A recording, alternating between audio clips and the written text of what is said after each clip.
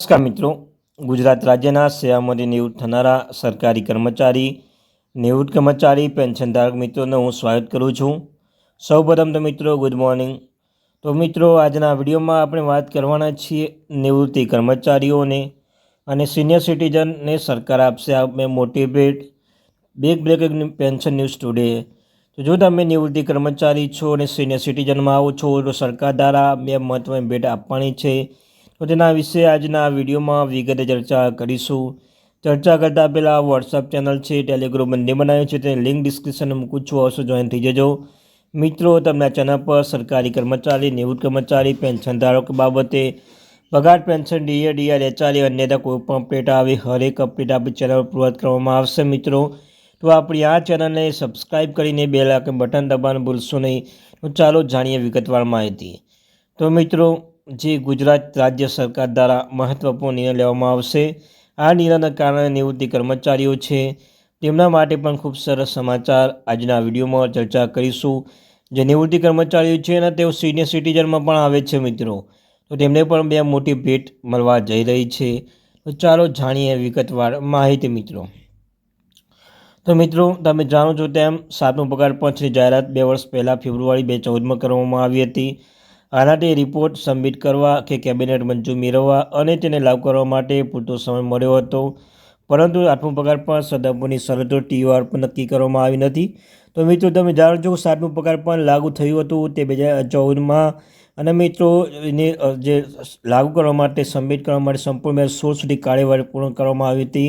પરંતુ મિત્રો તમે જાણો છો કે આગામી સમયમાં 2026માં 8મું પગાર પણ લાગુ થવાનું છે, પરંતુ હજુ સુધી કોઈ કમિશન બોલાવ્યું નથી અને સમીક્ષા બેઠક બોલાવવામાં આવી નથી, સભ્યો પણ નક્કી કરવામાં આવી નથી.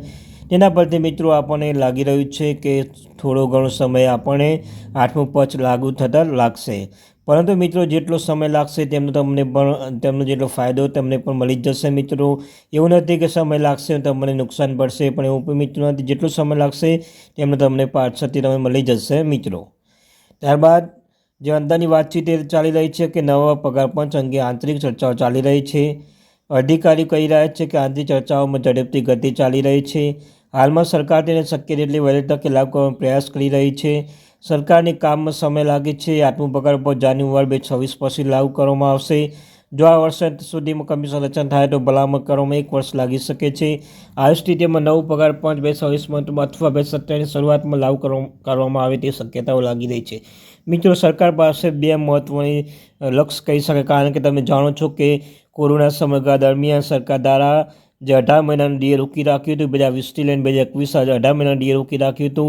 એ માટે આ પણ પ્રશ્ન છે કે એ પણ ઘણા માગણીઓ કરી રહ્યા છે. સરકારી કર્મચારી, પેન્શનધારક તેમને પણ ડીઆર છોડવામાં આવે.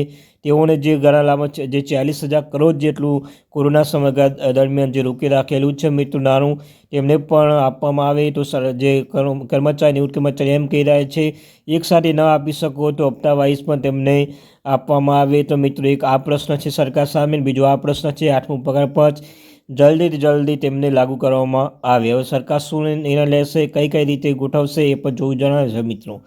આ પણ વિલંબનું કારણ છે. પગારમાં વધારો કરવાથી મોટો નાણાકીય બોજ પડશે. સરકાર પૈસા પર ચિંતા કરી રહી છે. તેને કલ્યાણકારી યોજનામાં ચૂંટણી વચનો અને રાજકોષીય ખાત પર ધ્યાન આપવું પડશે. પગારમાં વધારો થવાથી સરકાર પર નાણાકીય બોજ વધશે અને સરકાર દરેક નિર્ણયનો મજબૂતાઈથી નિર્ણય લઈ શકે છે. પગારમાં કેટલો વધારો થશે મિત્રો? ફિટમેન્ટ ફેક્ટર આધારિત પગાર સુધારો નક્કી કરવામાં આવશે. ફિટમેન્ટ ફેક્ટર કર્મચારી મૂળ પગારની ગણતરી કરવા માટે વપરાતો નંબર છે. 7મો પગાર પણ 2057 હતો. આનાથી લઘુત્તમ પગાર 7,000 વધીને 18,000 રૂપિયા છે. 8મો પગાર પણ ફિટમેન્ટ ફેક્ટર 2005થી 2080 વચ્ચે રાખી શકાય છે. આનાથી કર્મચારીના પગારમાં 40,000થી વધુ 45,000 વધારો થઈ શકે છે. તો મિત્રો આપણે વિડીયો બનાવેલો છે ફિટમેન્ટ ફેક્ટર લેવલ 1થી લઈને લેવલ 10 સુધીના, જે લેવલ 1થી લઈને 10 સુધીના જ કેટલું 2.5થી 2.86 સુધીનો લેવલ પ્રમાણે આપણે વિડીયો બનાવેલો છે કે લેવલમાં આટલો પગાર છે, મૂળ પગાર છે, તો 2.57થી કેટલો પગાર વધશે, 2.80થી પગાર કેટલો વધશે. મિત્રો સંપૂર્ણ આપણે લેવલ વાઇઝ વિડીયો બનાવેલો છે. જો તમે પણ વિડીયો જોતા હોય તો આપણે વિડીયો મોકલ્યો છે 3જા નંબરનો છે શરૂઆતમાં જ, એ પણ વિડીયો જોઈ લીજો, તમારો પગાર કેટલો બનશે.